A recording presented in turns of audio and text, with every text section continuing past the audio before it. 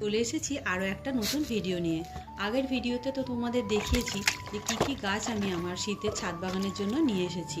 তো গাছগুলো নিয়ে এলে কী হবে, আমি সাথে সাথে প্রতিস্থাপন করতে কিন্তু সময় পাইনি।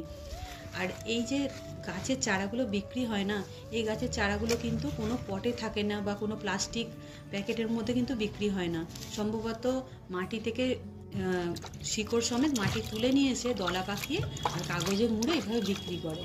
তাই এই গাছগুলোকে না বাঁচানো একটু ডিফিকাল্ট হয়ে পড়ে। খুব তাড়াতাড়ি প্রতিস্থাপন করে নিলেই ভালো হয়, কিন্তু আমার হাতে সময় ছিল না।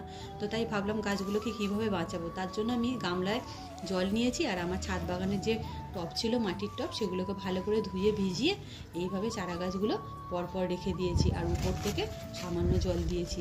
এতে করে গাছগুলো জলও পেলো আর গোড়াও পচে যায় না। আর এইভাবে কিন্তু আমি 2 দিন রেখে দিয়েছিলাম। 3 দিনের পরে গাছগুলোকে আমি প্রতিস্থাপন করেছি। আর বিশ্বাস করো, গাছগুলো কিন্তু খুব হেলদি ছিল, ভালো ছিল। ভিডিও কেমন লাগছে অবশ্যই কমেন্ট করে জানাও, সাবস্ক্রাইব করে পাশে থাকো। আজকের মতো টাটা।